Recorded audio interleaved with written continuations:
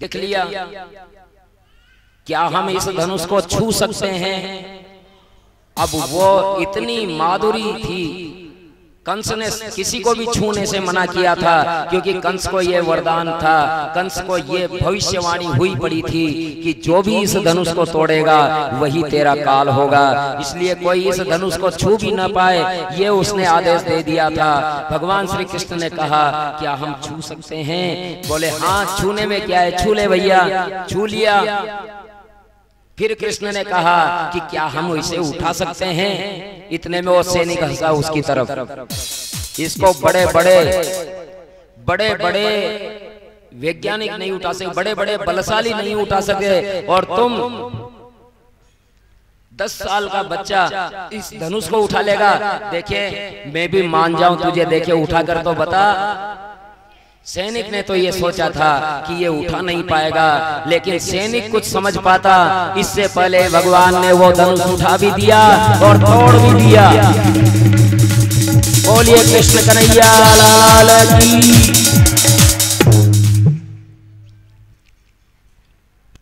धनुष उठा भी दिया और तोड़ भी दिया। सैनिक लोग विरोध करने लगे तो उनको भी मार भगाया। और इस प्रकार से जब कंस ने सुना कि धनुष तोड़ दिया गया है तो वो बड़ा घबरा गया कि अब तो मेरा काल आ गया है। अब तो उसने काल ही समझा, स्वच्छंद होकर के पूरी नगरी में घूमते रहे। अब सूर्य देव डूब गए हैं। कृष्ण बलराम ग्वालों से घिर करके अपने जहां आवास था नंद बाबा और गोप ग्वालों का, वहां पहुंचे। मथुरा वासियों के सौभाग्य में संबंध में जैसा सोचा था वैसा ही निकला। और इस प्रकार कंस का अगला कार्यक्रम जान करके रात्रि विश्राम किया। और कंस को इधर देखो कैसे कैसे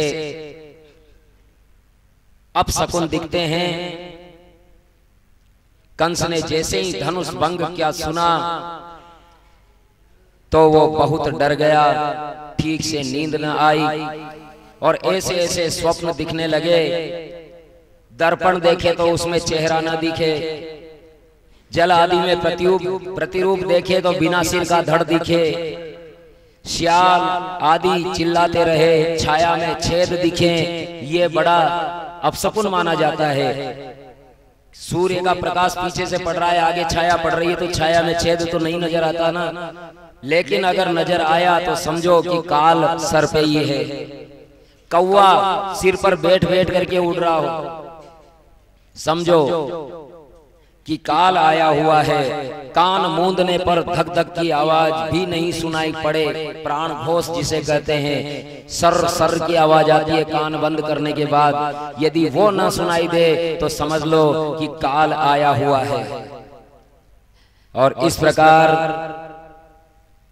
कंस बड़ा घबरा गया है।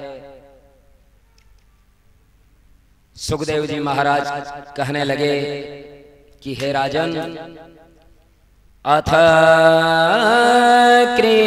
कृष्णस्य रामस्य कृता शोचो परं तपः मल्लदुन्दुभिर्निर्घोषम् श्रुत्वा दृष्टो भूयेतु।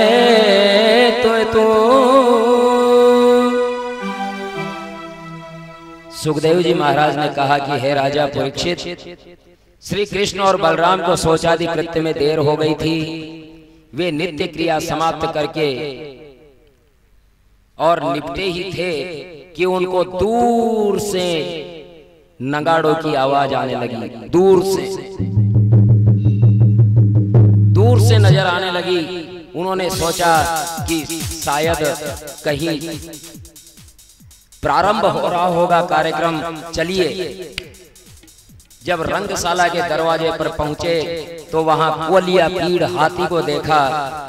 महावत ने उसे वहां रख रखा था। भगवान ने कमर कस ली और महावत से बोले कि हे महावत, हम व्यर्थ में जीव हिंसा करने नहीं आए हैं। इस हाथी को हटा लो। महावत ने कहा नहीं हटेगा हाथी, और उसे धकेल दिया भगवान की तरफ। वो शराब पी करके मदमस्त तो था ही, और भगवान के ऊपर आ गया। भगवान ने कितनी तरह से उसे खिलाया। कभी उसके मस्तक पर घूंसा मार करके पैरों के बीच से निकल जाते, हाथी चारों तरफ फिरता। फिर भगवान का पीछा करते हुए हाथी आया, और ऐसा लग रहा था कि भगवान को वो मार ही देगा। इतने में भगवान अचानक से पलटी खा करके दूर हो गए, और हाथी अपनी रोह में आकर के दोनों सींग जमीन में गाड़ा दिए। हाथी को मार दिया गया, और दोनों ने एक एक सींग हटा करके कंधे पर तलवार की तरह लगा लिया। बोलिए कृष्णचंद्र भगवान की। और इस प्रकार भगवान जैसे सर्प गरुड़ जी को खींच लेते हैं, वैसे ही श्री कृष्ण ने अति बलवान पूंछ पकड़ करके हाथी को मार दिया गया। और इस प्रकार से दोनों ने एक एक हाथी का जो दांत है वो कंधे पे रख लिया और अंदर पहुंच गए, जो बड़ी शोभा दे रहे थे बलराम और श्री कृष्ण के। हे राजन, इसके बाद गोपों से घिरे हुए बलराम और श्री कृष्ण हाथी का दांत लिए हुए अखाड़े में पहुंचे। जो पहलवान थे उनके लिए वो वज्र प्रतीत हो रहे थे। अर्थात कुल मिलाकर के भगवान को किसने कैसा देखा, इस विषय में बताते हैं व्यास जी महाराज। मल्लानाम सनिर्णा नरवर स्त्रीणां स्मरो मूर्तिमान गोपानां स्वजनो सतां क्षितिभुजां शास्ता स्वपेत्रो शिशु। जो पहलवान थे उनके लिए तो वज्र जैसे, साधारण मनुष्यों के लिए महापुरुष, स्त्रियों के लिए कामदेव, और गोपालों के लिए आत्मीय, दुष्टों के लिए शासक, और माता पिता के लिए पुत्र, और शासकों के लिए विराट, मूर्खों के लिए अज्ञ, और योगियों के लिए परम तत्व, दृष्टि वंशियों के लिए बलराम श्री कृष्ण बड़े पुत्र समान लग रहे थे। रंगशाला में पहुंचे तो परम देवता प्रसन्न हो रहे थे, प्रतीत हो रहे थे। और सीधी बात यही है कि जहाँ की रही भावना जैसी, जहाँ की रही भावना जैसी, प्रभु मूर्ति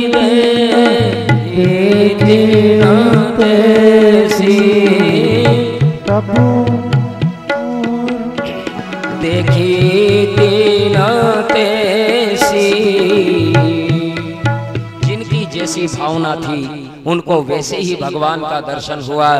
हे राजन, कंस बहादुर था, लेकिन कुवलिया पीड़ मारा गया, धनुष को तोड़ दिया गया, तो उसको बड़ा भय बैठ गया, उद्विग्न हो गया। उसकी बाहें घुटनों तक लंबी थी, विचित्र वेशभूषा धारण कर रखी थी, और इस प्रकार। और भगवान तो बिल्कुल निर्भय थे, और इस प्रकार से उन्हें देखते ही संबंध में जैसा सुना वैसा ही पाया। मानो उनके रूप गुण माधुर्य की दृष्टता से वे बातें याद दिला रहे हैं। कहने लगे कि ये श्री कृष्ण तो हमारे तारणहार हैं।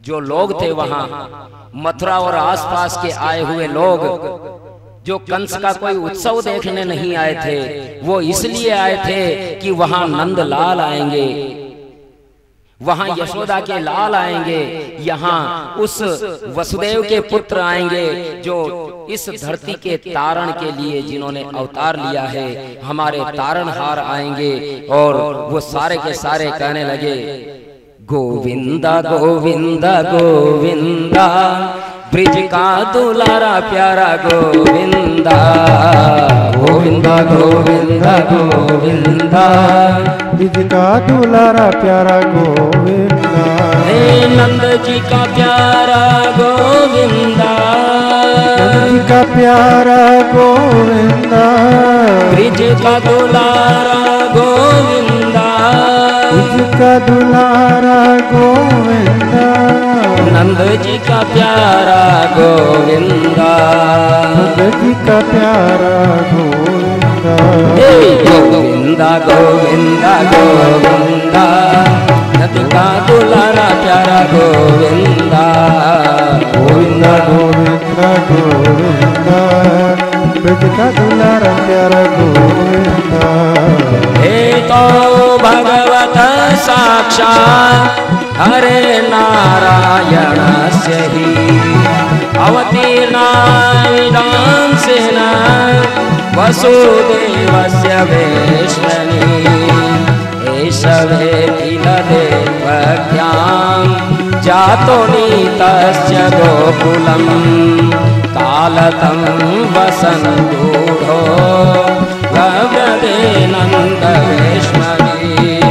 गोविंदा गोविंदा गोविंदा, ब्रिज का दुलारा प्यारा गोविंदा, गोविंदा गोविंदा गोविंदा। बोलिए गोविंदा भगवान की, नंद के लाल की, तारण हार की।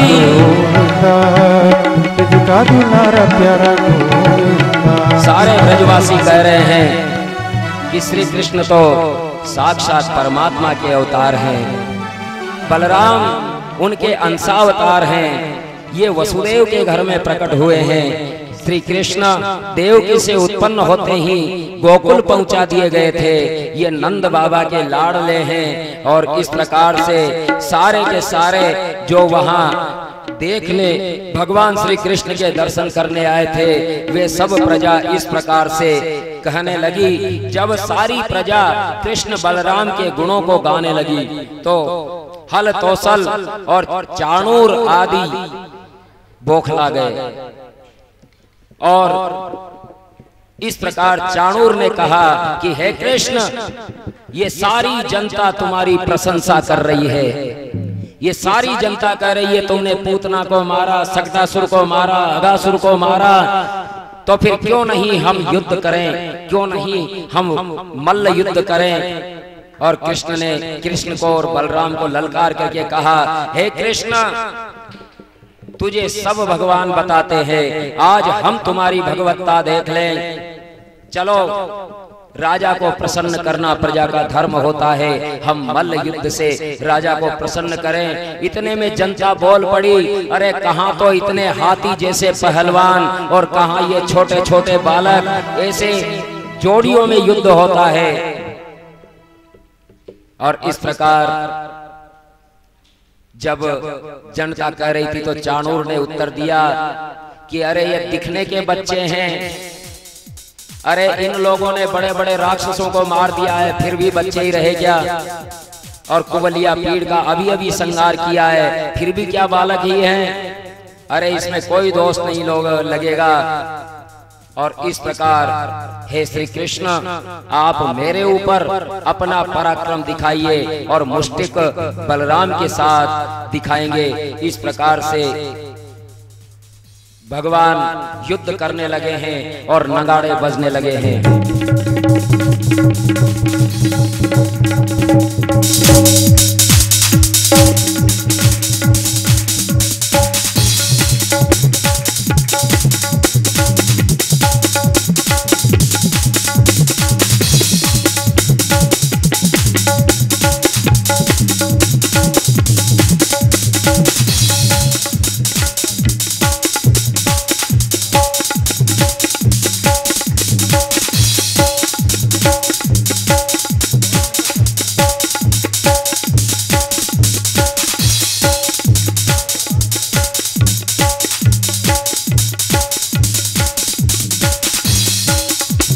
बोलिए कृष्ण कन्हैया लाल की जय हो।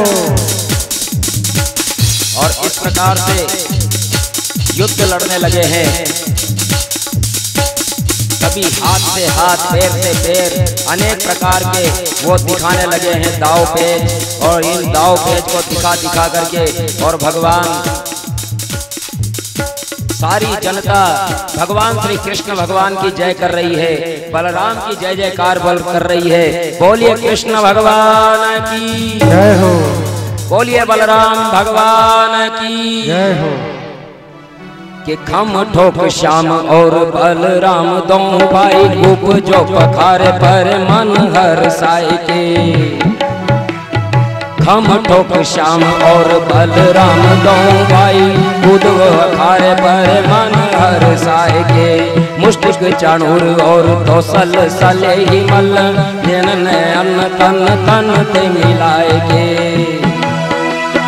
कूतन लगे सो अब सब पछार कर झपट डुलाए सो मारे प्रभु धाय के। सुंदर जयति जय जय ध्वनि देव करे सुन कंस कांपता बहुत हर साए के। सुन कब कंस बहुत हर साए के, सुन कंस कांपता बहुत हर साए के। और इस प्रकार से सल हले तोसल सारे पहलवान मारे गए। और जब सारे पहलवान मारे गए तो फिर कंस ने कहा कि मेरे तो सारे ही पहलवान मारे गए। कंस ने कहा कि आओ पहलवानों, लेकिन जब बड़े बड़े पहलवान मारे गए तो छोटे मोटे पहलवानों के धैर्य ने जवाब दे दिया और वे भाग गए। जैसे ही भाग गए कंस ने कहा कि अरे मूर्खों, अब तक तुम फीका खा रहे थे, घी मलाई खूब खा रहे थे, इसीलिए तो खा रहे थे। और आज जब पराक्रम दिखाने का अवसर आया तो तुम भाग रहे हो। और इस प्रकार से जैसे ही वो भाग गए नगाड़े बजाने वालों ने तेज कर दिए नगाड़े। कंस ने कहा अरे बंद करो, लेकिन नगाड़े वालों ने तो और तेज नगाड़े बजाए।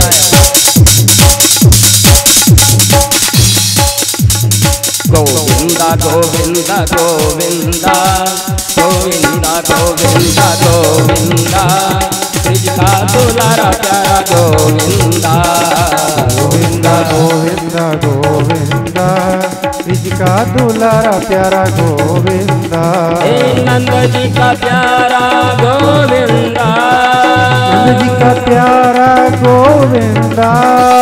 ब्रिज का दुलारा गोविंदा, ब्रिज का दुलारा गोविंदा।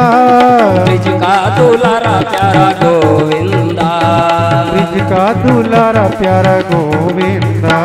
और कंस कहने लगा कि अरे इन्होंने सबने मेरी सारी प्रजा को अपने पक्ष में कर लिया है और उग्रसेन भी हमारे शत्रु पक्ष में जा मिला है। अरे नंद को भी पकड़ लो, गिरफ्तार कर लो और उसे भी फांसी पे चढ़ा दो। और इस प्रकार से जब वो बकवाद कर रहा था कंस, तो भगवान श्री कृष्ण उछल करके और मंच पर चले गए। और कृष्ण को अपनी ओर आते हुए देखा तो कंस घबरा गया और इधर उधर तलवार दिखाने लगा। लेकिन कृष्ण भगवान बाज पक्षी जैसे सर्प को पकड़ लेता है वैसे ही कंस को पकड़ लेते हैं। और 3 लोक 14 भवन में आवाज आई, गोविंदा गोविंदा गोविंदा ब्रिज का दुलारा प्यारा गोविंदा। गोविंदा गोविंदा गोविंदा ब्रिज का दुलारा प्यारा गोविंदा। नंद जी का प्यारा गोविंदा, नंद जी का प्यारा गोविंदा। ब्रिज का दुलारा गोविंदा, ब्रिज का दुलारा गोविंदा। नंद जी का प्यारा गोविंदा, नंद जी का प्यारा गोविंदा। गोविंदा गोविंदा गोविंदा ब्रिज का दुलारा प्यारा गोविंदा।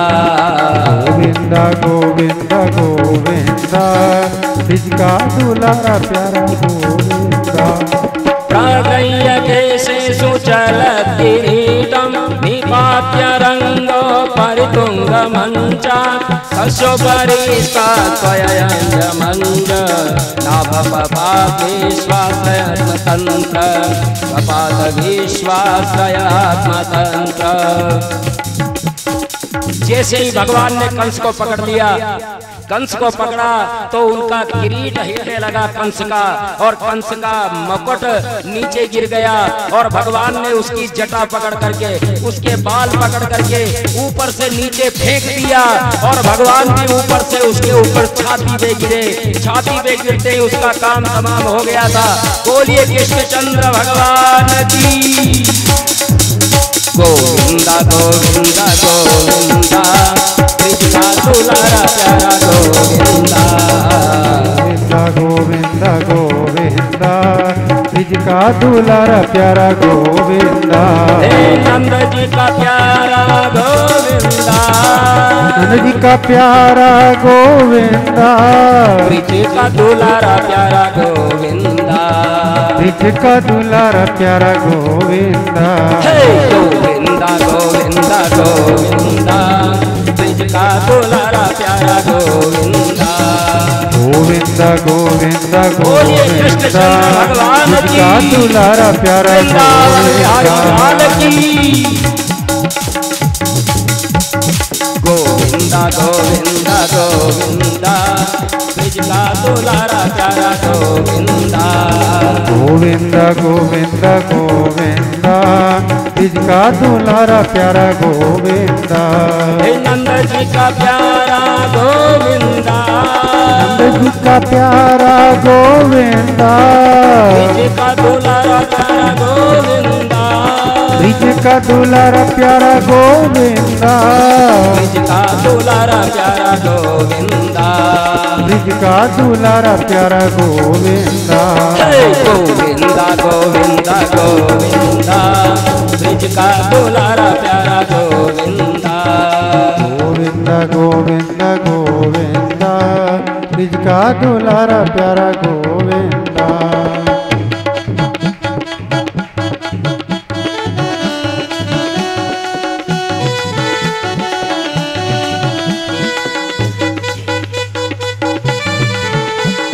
यशोदा का प्यारा गोविंदा।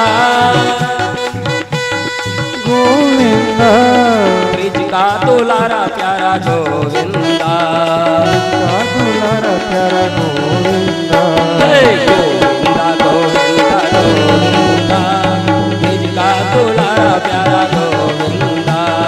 गोविंदा गोविंदा हरि गोविंदा, बोल। ब्रिज का दुलारा प्यारा गोविंदा। बोलिए वृंदावन बिहारी लाल की।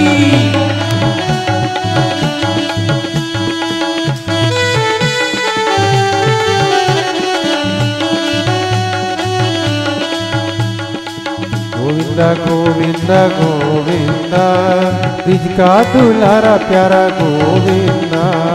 गोविंदा गोविंदा गोविंदा, ब्रिज का दुलारा प्यारा गोविंदा। यशोदा का प्यारा गोविंदा। यशोदा का प्यारा गोविंदा। नंद जी का प्यारा गोविंदा। नंद जी का प्यारा गोविंदा। गोविंदा गोविंदा गोविंदा। गोविंदा गोविंदा गोविंदा, ब्रिज का दुलारा प्यारा गोविंदा। ब्रिज का दुलारा प्यारा गोविंदा। ब्रिज का दुलारा प्यारा गोविंदा। ब्रिज का दुलारा प्यारा गोविंदा। बोलिए कृष्ण कन्हैया लाल की जय हो। वृंदावन बिहारी लाल की जय हो। तो धरती का कलंक जिस आतंकवादी के द्वारा मथुरा का सारा रंग बिगाड़ दिया गया था, जिस आतंकवादी के भय से सारे यादव वीर मथुरा को छोड़ करके इधर उधर विस्थापितों का जीवन जी रहे थे, शरणार्थियों का जीवन जी रहे थे, भगवान श्री कृष्ण ने उस कंस को मारा और सबको निर्भय कर दिया। और मरे हुए लोगों की स्त्रियां आकर के विलाप करने लगी। भगवान ने उन्हें ढाढ़स बंधाया मामियों को कि हे मामी क्या करें, हम मारना तो नहीं चाहते थे मामा को, लेकिन मामा जी के कर्म ही ऐसे थे कि उन्हें मारना पड़ा। फिर अपने माता पिता के पास गए तो माता पिता ने देवकी वसुदेव ने भगवान श्री कृष्ण और बलराम को भगवान ही समझा, तो पुत्र ना समझा भगवान समझा, तो वो तो हाथ जोड़ करके खड़े हो गए। भगवान श्री कृष्ण ने कहा कि यदि ये मुझे भगवान समझते रहे तो किस प्रकार से मुझे ये पुत्र कह पाएंगे। फिर अपनी माया फिराई, तब उस माया के वशीभूत होकर के देवकी के स्तनों में दूध उतर आया पुत्र स्नेह से और गले लगाया, और भगवान भी देवकी को माता और वसुदेव जी को बापू कह करके और मिले और आलिंगन किया। इस प्रकार से जो दूर दराज कंस के भय से, राक्षसों के भय से मथुरा छोड़ करके यादव वीर चले गए थे, उन सबको भगवान ने बुला करके सम्मानजनक बसाया मथुरा में, और पुनः मथुरा मोक्षपुरी हुई। भगवान से ये प्रार्थना करते हैं कि जिस प्रकार मथुरा में कंस का आतंक दूर करके मथुरा के मूल निवासी यादवों को वहां बसाया, उसी प्रकार कश्मीर में भी आजकल इसी तरह का आतंक है, और कश्मीर में भी आतंक के मारे कश्मीरी पंडित इधर उधर की ठोकरें खा रहे हैं, टेंटों में जीवन बिता रहे हैं। भगवान एक अवतार ऐसा भी लो कि कश्मीर से भी आतंकवाद खत्म हो, और वहां के जो मूल निवासी कश्मीरी पंडित हैं वे भी सम्मानजनक वापसी कर पाएं और सम्मान से कश्मीर में रह पाएं, और कश्मीर में फिर से भारत माता की जय गूंजे। ऐसी प्रार्थना भगवान नंद नंदन से करते हैं, कन्हैया से करते हैं कि कश्मीर में भी कुछ ऐसा करो प्रभु कि कश्मीरी पंडितों की सम्मानजनक वापसी हो। बोलिए कृष्ण कन्हैया लाल की। सुखदेव जी महाराज कहते हैं, पितरावुपलभ्यार्थो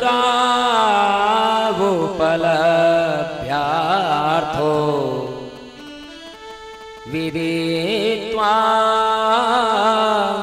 पुरुषोत्तम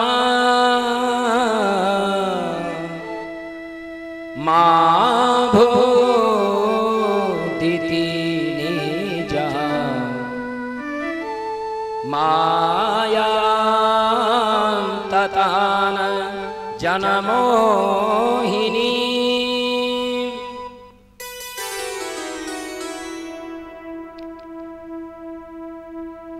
हे राजन, भगवान श्री कृष्ण ने माया के द्वारा अपने पिता के भगवत भाव की जगह पुत्र भाव पैदा किया और लाड प्यार की बड़ी बातें की, जिन्हें सुनकर के उनकी आंखें भर आई।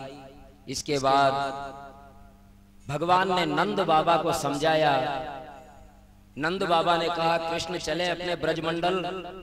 कृष्ण भगवान ने कहा बाबा मेरी ब्रज लीला यहीं पूर्ण हुई, अब बांसुरी का समय गया प्रभु। बाबा अब सुदर्शन चक्र का समय आया है। मेरा जन्म ब्रजमंडल ने मुझे इस योग्य बनाया, गायों की चरण रेणु ने मुझे इस योग्य बनाया कि मैं विश्व के लिए कुछ कर सकूं, विश्व के कल्याण के लिए कुछ कर सकूं, धर्म के कल्याण के लिए कुछ कर सकूं, समाज के कल्याण के लिए कुछ कर सकूं। और आज मुझे पूरे समाज को, पूरे देश को, पूरे राष्ट्र को आवश्यकता है। इसलिए हे पिताश्री, हे बाबा, आप ब्रज भूमि पे जाइए, फिर समय होगा तब मैं आऊंगा। इस प्रकार से समझा करके नंद बाबा को ब्रजमंडल में भेजा। और तब भगवान उग्रसेन को राजा के पद पर बिठाते हैं। कंस के भय से भागे हुए सारे मथुरा वासियों को मथुरा में ला करके बसाते हैं सम्मान से। इसके बाद इनका यज्ञोपवीत संस्कार हुआ और उज्जैनी के सांदीपनी आश्रम में पढ़ने गए और बड़े आनंद से वे गुरु जी के पास राजनीति शास्त्र, अर्थशास्त्र, धर्मशास्त्र, छहों शास्त्र उन्होंने कंठस्थ थे, लेकिन फिर भी लोक शिक्षा के लिए वे गुरुदेव के यहाँ गुरुकुल में अध्ययन करने गए। वहां इनके मित्र थे, साथ में पढ़ने वाले सुदामा के साथ ये सांदीपनी के आश्रम में उज्जैन में विद्या अध्ययन किया। और आजकल के जो बच्चे जाते हैं विद्यालय में, और यदि विद्यालय में अध्यापक ने डांट भी दिया, हाथ लगाना तो बहुत दूर की बात है, अगर डांट भी दिया तो घर से बड़ा भाई आ जाएगा, हे कैसे हिम्मत हो गई बच्चे के हाथ लगाने की। फिर बड़े भाई की नहीं मानी तो फिर पिता आ जाएगा, तुम्हारी कैसे हिम्मत हो गई मेरे बच्चे के हाथ लगाने की। अरे भाई, जितना आप बच्चे का पिता प्रेम नहीं करता बच्चे से, उससे कहीं अधिक अध्यापक करता है, उससे कहीं अधिक गुरु करता है अपने शिष्य से। लेकिन अब न तो वो गुरु रहे और न अब वो शिष्य रहे। पहले, ज्यादा पहले नहीं, 30-40 साल पहले तक भी जब पिता अपने बच्चे को विद्यालय में भर्ती कराने जाता था, प्रवेश दिलाने जाता था, तो गुरुजनों से ये कहता था कि हार्ड हमारा, मास तुम्हारा, पढ़ाई करवाइए इसकी, अच्छी पढ़ाई करवाइए। दंड का भय, बच्चे को दंड का भय शिक्षा की ओर अग्रसर करता है। हालांकि भय ही होना चाहिए, केवल भय ही पर्याप्त होता है, लेकिन आजकल तो भय भी नहीं रखा जाता। बच्चे के दिमाग से, मस्तिष्क से भय नाम की कोई चीज ही नहीं रही। पहले की पढ़ाई कितनी कठिन थी, गुरुजी का यमराज की तरह डर लगा करता था, बच्चे थर-थर कांपा करते थे गुरुजी के नाम से। लेकिन आजकल गुरुजी का तो कोई रोल ही नहीं रहा।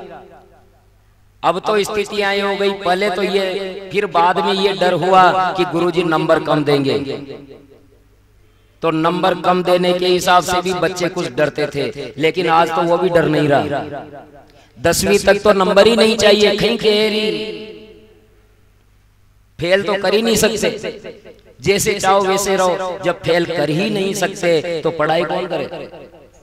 ऐसी शिक्षा हमारी आज की हो गई। आखिर ये शिक्षा क्या सोच करके विकसित की जा रही है, समझ से बाहर है। शिक्षा का व्यवसाय ब्रह्म व्यवसाय कहा गया है। शिक्षा का व्यवसाय नहीं होता, शिक्षा तो धर्म होती है, और ये धर्म केवल ब्राह्मण ही कर सकता है। ब्राह्मण से मतलब जो ब्रह्म जीवन जीता है, जो ब्रह्ममय जीवन जीता है, वो ब्राह्मण है। ब्राह्मण जन्म से तो कोई भी ब्राह्मण हो सकता है, जन्म से ब्राह्मण होना पर्याप्त कारण नहीं है, लेकिन जो कर्म से ब्राह्मण है, जो संस्कार से ब्राह्मण है, वो ब्राह्मण ही केवल शिक्षा देने का अधिकारी है। अब आजकल मास्टर बन जाते हैं, लेकिन गुरु लोग खत्म हो गए। आजकल मास्टर तो बहुत मिल जाएंगे, लेकिन गुरु नहीं मिलेंगे, क्योंकि गुरु में तो गुरुता होती है, गुरु में गहराई होती है। लेकिन आजकल जो मास्टर होते हैं, वो केवल शुरू से ही इस मानसिकता से मास्टर को ज्वाइन करते हैं, मास्टर की नौकरी ज्वाइन करते हैं कि नौकरी करनी है बस। और गुरु जब नौकर हो गया तो फिर उससे क्या आशा की जा सकती है। गुरु जब नौकर हो गया तो क्या आशा की जा सकती है। दुर्भाग्य है। ऐसी बात मुझे यहाँ से नहीं कहनी चाहिए, लेकिन ये समाज का वास्तविक चेहरा है। एक प्राइमरी स्कूल जिसमें एक ही टीचर, बच्चे लोग सब अंदर ऊधम मचा रहे हैं और मास्टर जी बाहर नाली में पड़े हुए हैं। हंसने की बात नहीं है, ये बड़े दर्दनाक किस्से हैं। बच्चे विद्यालय में ऊधम मचा रहे हैं, एक ही विद्यालय, एक ही मास्टर अध्यापक इसमें विद्यालय में है, बच्चे अंदर धूम मचा रहे हैं और मास्टर जी बाहर नाली में पड़े हुए हैं शराब पी के। इससे बड़ा दुर्भाग्य और क्या होगा। शिक्षा की इससे बड़ी दुर्गति और क्या होगी। शिक्षा रसातल में जा रही है। एक समय था जब भारत में वेनसांग आदि चीन के जो पर्यटक आए थे, जो यात्री आए थे, वे यहाँ पढ़ाई करके गए और उन लोगों ने तक्षशिला आदि ऐसे विद्यालय संकुलों का विशद वर्णन किया है कि गर्व होता है कि भारत कभी किस प्रकार से शिक्षा का केंद्र रहा। शिक्षा पर अब ये सोचा जा सकता है कि अब ये पंडित जी यहाँ क्यों ऐसी बात कर रहे हैं, लेकिन हम लोग चिंता करेंगे तो हमारी चिंता बनेगी और हमारी चिंता से ही कुछ होगा। यदि हम चिंता करना छोड़ देंगे तो फिर कौन चिंता करेगा। इसलिए हमें शिक्षा के विषय में चिंता करनी ही चाहिए, क्योंकि ये देश हमारा है, ये समाज हमारा है और ये बच्चे हमारे हैं। ये बच्चे हमारे ही नहीं, हमारे देश का भविष्य हैं। इन बच्चों का यदि सही लालन पालन होगा, यदि इन बच्चों को सही शिक्षा मिलेगी, यदि इन बच्चों को ऐसी शिक्षा मिलेगी जो सही दिशा दे दे, तो हमारा देश सही दिशा में जाएगा और तब हम कह पाएंगे कि हम उस देश के वासी हैं जिस देश में गंगा बहती है।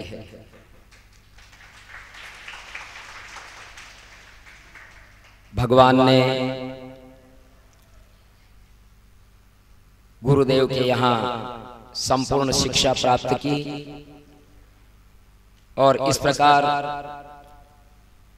गुरुदेव से अंत में पूछते हैं कि भगवान आपको क्या दक्षिणा दी जाए।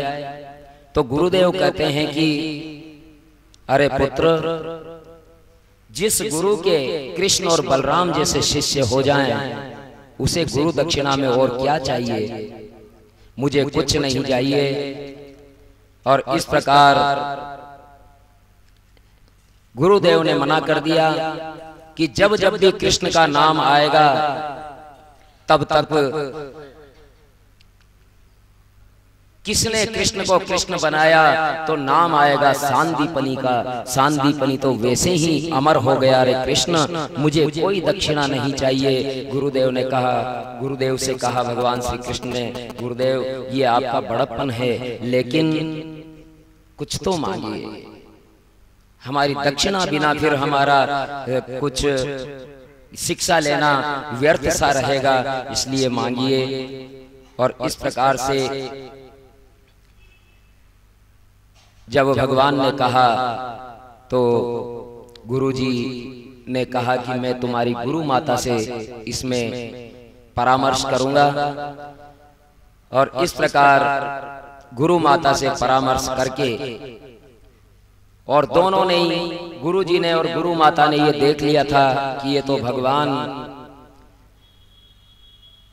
ही हैं, तो उन्होंने ये मांगा कि हे कृष्ण, द्विजस्तयोस्तं महिमानमद्भुतं संलक्ष्य राजन्नतिमानुषीं मतिं सम्मन्त्र्य पत्न्या समहार्णवेमृतं बालं प्रभाषे वरयां बभूवः।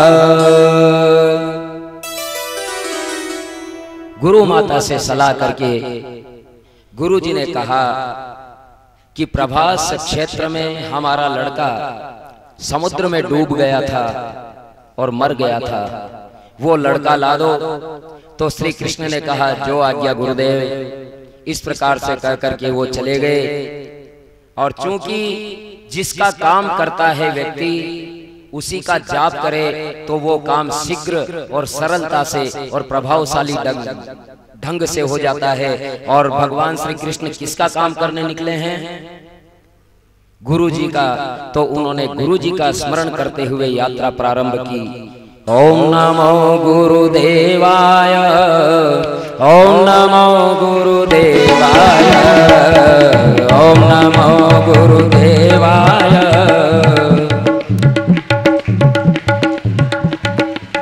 ओम नमो गुरुदेवाय। गुरुदेवाय देवाय ओम नमो गुरुदेवाय ओम नमो गुरुदेवाय ओम नमो गुरुदेवाय ओम नमो गुरुदेवाय ओम नमो गुरुदेवाय तदेयदारुह्यगादिगुरुवतं तदेरदारुगोत्तमम्